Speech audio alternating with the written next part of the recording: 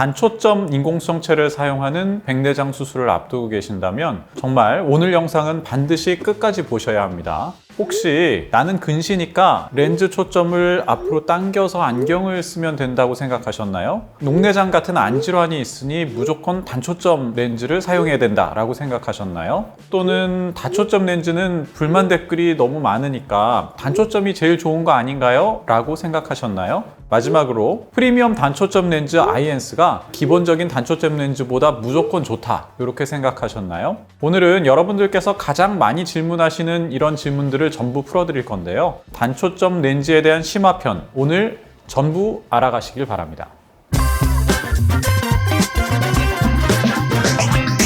안녕하세요. 여러분의 평생 안과 주치의 S안과 안현석 원장입니다. 오늘은 지난 영상에 이어 백내장 단초점 렌즈에 대한 두 번째 이야기를 하고자 합니다. 지난 시간 단초점 렌즈의 특징, 장점, 그리고 적합할 가능성이 높은 환자군 등을 말씀드렸는데요. 이번 시간에는 환자분들이 정말 많이 물어보시는 질문들에 대한 답변들을 드리려고 합니다. 나에게 당장은 해당이 안 되더라도 진료실에서 정말 많이 물어보시는 질문들이고 알고 있으면 아주 좋은 정보들이니까요. 꼭 끝까지 들어주시길 바랍니다. 첫 번째 질문은 단초점 렌즈 초점 거리를 근거리로 해도 될까요? 입니다. 우리나라 사람들 대부분이 근시이시다 보니까 정말 많은 분들이 이렇게 물어보시죠. 원장님, 저는 근시니까 렌즈 초점을 앞으로 당겨서 근거리를 잘 보이도록 맞추고 지금처럼 안경을 쓰고 살고 싶어요. 결론부터 말하면 가능합니다. 하지만 사실 여기에는 생각지 못했던 함정도 숨겨져 있기 때문에 백내장이 생기기 전에 잘 보였던 과거의 시력을 생각하신다면 조금 실망을 하실 수도 있습니다.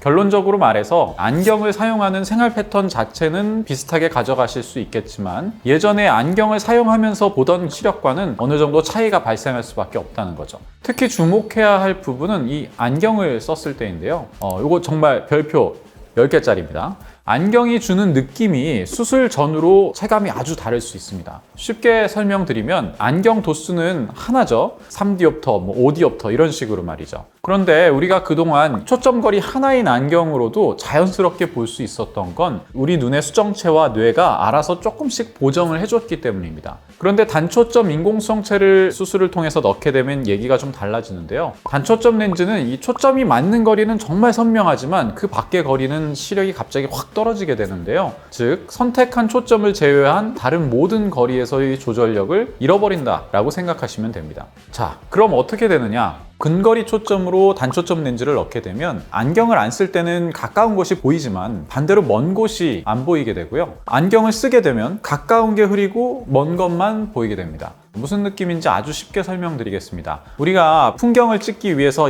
먼 산에 카메라 초점을 맞춘다고 생각해 보십시오. 근데 갑자기 까치가 날아와가지고 렌즈를 살짝 가렸습니다. 그 순간 카메라는 모든 초점을 잃고 화면 전체가 흐려져 버리게 됩니다. 여러분들도 지금 당장 스마트폰을 꺼내서 카메라를 켜고 멀리 있는 곳을 한번 클릭해서 초점을 맞춰보세요. 그리고 갑자기 렌즈 앞에 손을 가져다 대보세요. 카메라가 초점을 잃는 게 보이시나요? 이게 근거리 단초점 렌즈를 선택한 후에 안경을 썼을 때 여러분이 느끼시게 될 근거리 시야입니다. 즉 자연 그대로의 수정체처럼 초점과 초점 사이의 여백을 알아서 보정해 주지는 못하기 때문에 여러 거리를 동시다발적으로 보게 되면 불편감과 이질감, 어지러움이 느껴지실 거라는 뜻이죠. 그리고 안경은 도수를 제외한 대비감도, 색감, 깊이감 같은 것을 별도로 보정해 주지는 못하는데요. 그래서 여러분들이 생각하시는 이상과 현실은 예상보다 좀 다를 수 있습니다. 따라서 단초점 효과를 누리고는 싶은데 이 근거리 시력도 좀 고민이 되신다 그러면 이러한 부분들을 포함해서 여러 가지 방법들을 담당 의사와 상담하시면 좋겠습니다.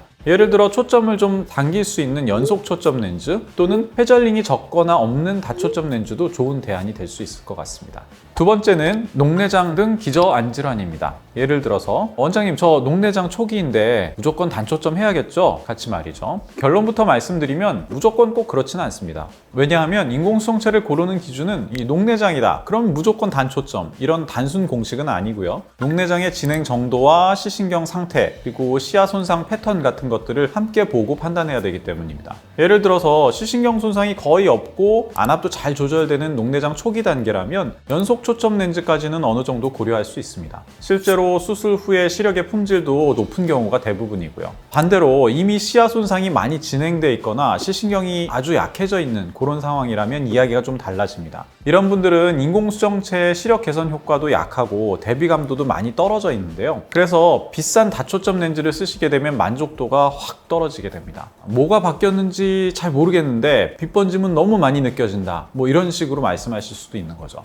이런 분들은 단초점이 좋은 선택지일 수 있습니다. 추가로 질환의 초기라고 해서 또 무조건 다초점, 연속초점이 된다는 건 또 아닌데요. 안질환마다 다 다르고요. 이런 부분들은 담당 의사 선생님께서 자세히 설명해 주실 겁니다. 세 번째는 단초점 렌즈 한 사람은 불만이 없던데 다초점 렌즈 하신 분들은 종종 불만글이 보이시더라고요. 그러니까 단초점이 제일 좋은 거 아닌가요? 라는 질문입니다. 결론부터 말씀드리면 이건 꽤 잘못된 말입니다. 요거는 별표 한 3개짜리쯤 될 것 같아요. 단초점 렌즈를 하시는 분과 다초점 렌즈를 하신 분들은 백내장 수술을 준비하는 기대감이 사실 많이 다릅니다. 단초점 렌즈를 하시는 분들은 기저 안질환이 있으신 분들도 많으시고 연령대도 상대적으로 높으셔서 외부 활동도 그렇게 많지 않고 9 to 6로 업무하시는 경우도 거의 없습니다. 반면 다초점 렌즈를 선택하신 분들은 이르면 30대, 늦으면 60대 초반 정도가 가장 많으시고요. 갑작스럽게 백내장을 앓게 되신 분들도 많고 대부분 생계 최전선에서 살아가시는 분들입니다. 그래서 하나씩 살펴보면 다음과 같은데요. 단초점을 선택하시는 분들은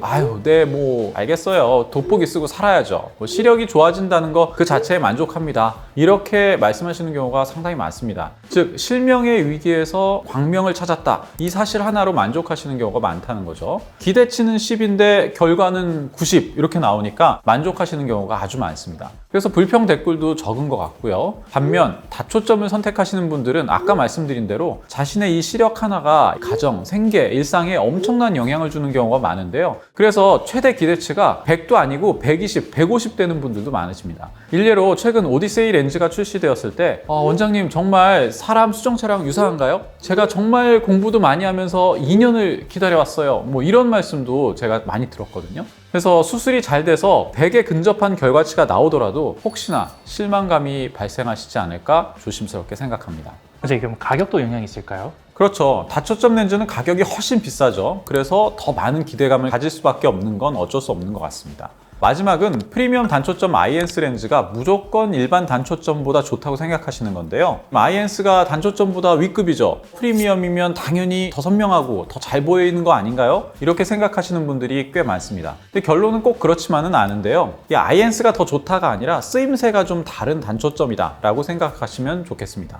아이엔스는 기본적으로 원거리 선명도도 최대한 유지하면서 생활에서 많이 쓰는 이 중간거리 시야를 좀 더 넓혀놓은 그런 단초점 렌즈입니다. 그래서 컴퓨터, 식탁, 자동차 대시보드처럼 50에서 70cm 구간을 많이 쓰시는 분들에게는 일반 단초점보다 편할 가능성이 더 높습니다. 하지만 이게 무조건 더 선명하다, 무조건 더 고급이다 라는 뜻은 아닙니다. 이 원거리만 놓고 보면 순수한 선명도는 오히려 일반 단초점이 가장 깨끗할 수도 있습니다. 아이엔스도 원거리가 나쁘다는 건 절대 아니지만 이 단초점 특유의 그 티 없는 쨍하는 선명도는 일반 단초점이 가장 앞서 있다고 말씀드릴 수 있을 것 같습니다.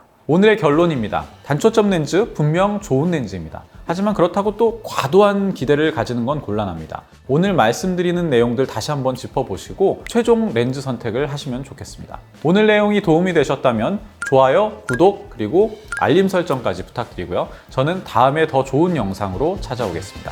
감사합니다.